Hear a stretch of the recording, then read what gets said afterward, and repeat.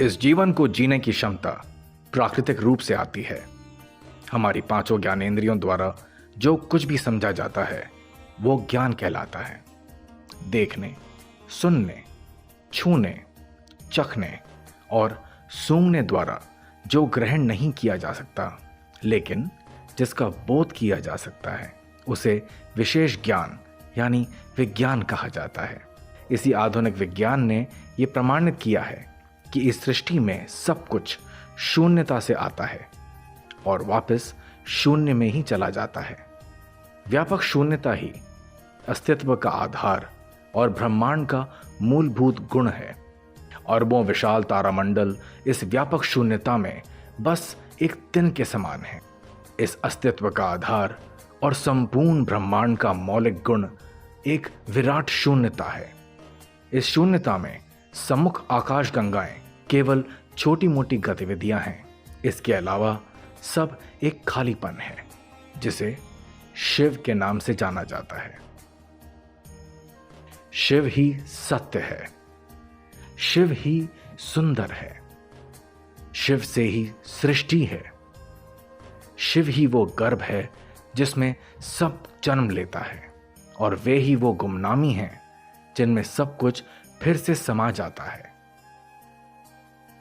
शब्द शव पर छोटी ई की मात्रा लगने के बाद शिव शब्द का निर्माण हुआ।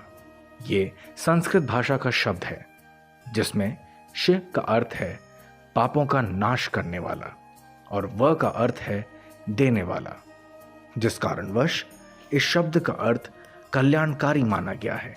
शिव एक ऐसी शक्ति है जिन्होंने लय और प्रलय दोनों को अपने अधीन किया हुआ है। शिव अपने इस स्वरूप द्वारा पूर्ण सृष्टि का भरण पोषण करते हैं। इसी स्वरूप द्वारा परमात्मा ने अपने ओज एवं उष्णता की शक्ति से संपूर्ण ब्रह्मांड को एकत्रित कर रखा है। पुराणों में भगवान शिव के 3 मुख्य कर्तव्य बताए गए हैं।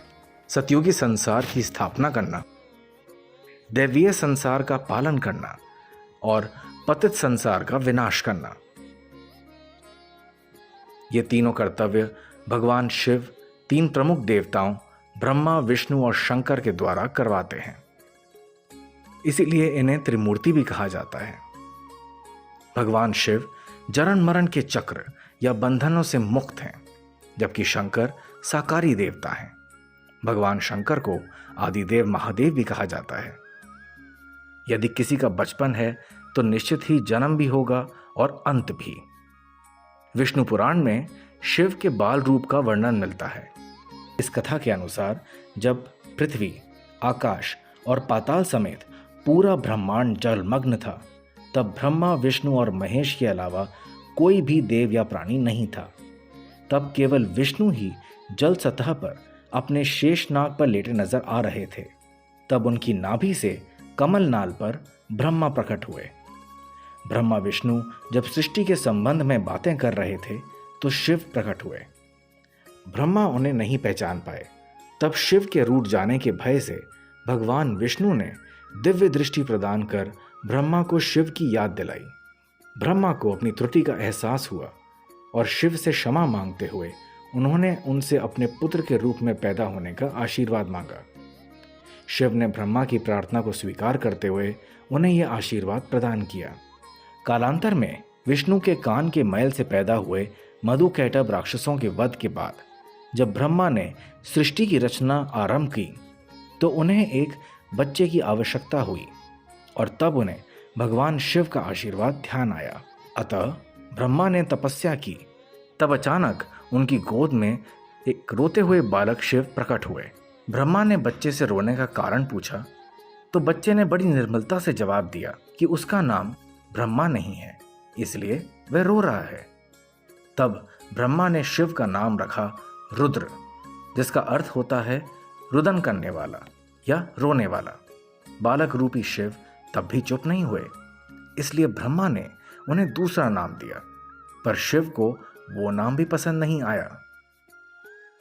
इस तरह शिव को चुप कराने के लिए ब्रह्मा ने 8 नाम दिए और वो 8 नाम हैं रुद्र, शर्व, भाव, उग्र, भीम, पशुपति, ईशान और महादेव। शिव पुराण के अनुसार ये नाम पृथ्वी पर ही लिखे गए थे। योग, जो इस जीवन की मूलभूत रचना को जानकर उसे अपनी परम संभावना तक ले जाने का विज्ञान है, उसके जनक भी शिव ही हैं।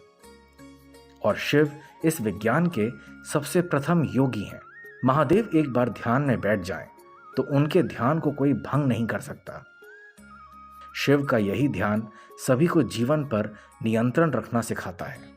इसी कारणवश शिव को आदि गुरु या पहले गुरु के रूप में पूजा जाता है। शिव न केवल जीवन पर नियंत्रण रखना सिखाते हैं, अपितु उसकी रक्षा करना भी।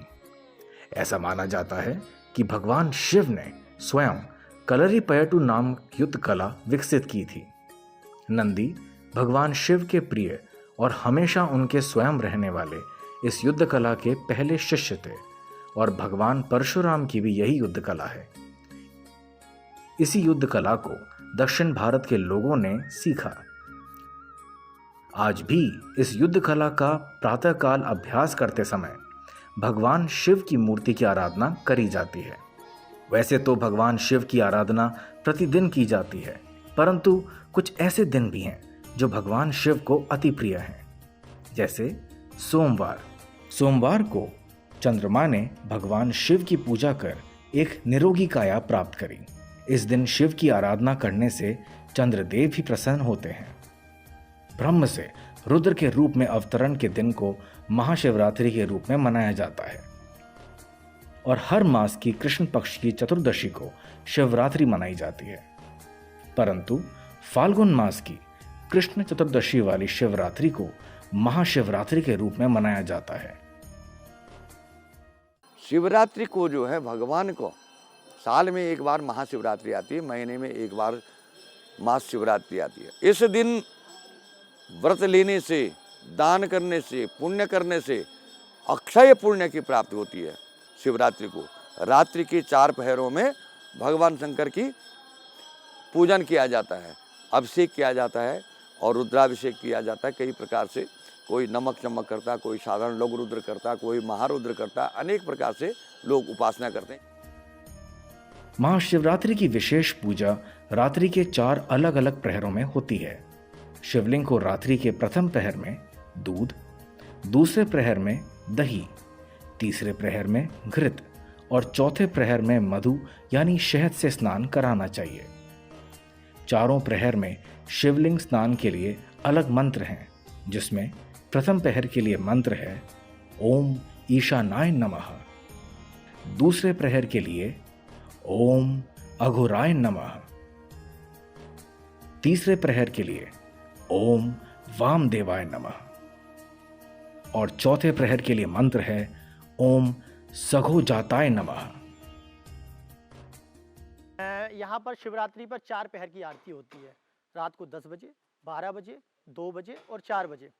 ये 4 पहर की आरती मात्र सिर्फ शिवरात्रि के पर्व पे ही की जाती है। मान्यता ऐसी है कि शिवरात्रि को जो भी भक्त जाग कर भगवान की आराधना करता है, उसको और दिनों से पूजा का अधिक फल प्राप्त होता है। इसलिए उस दिन 4 पहर की आरती महादेव की विशेष रूप से की जाती है।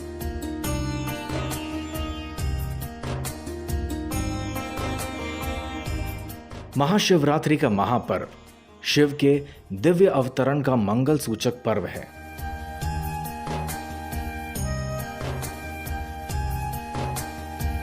उनके निराकार से साकार रूप में अवतरण की रात्रि है महाशिवरात्रि।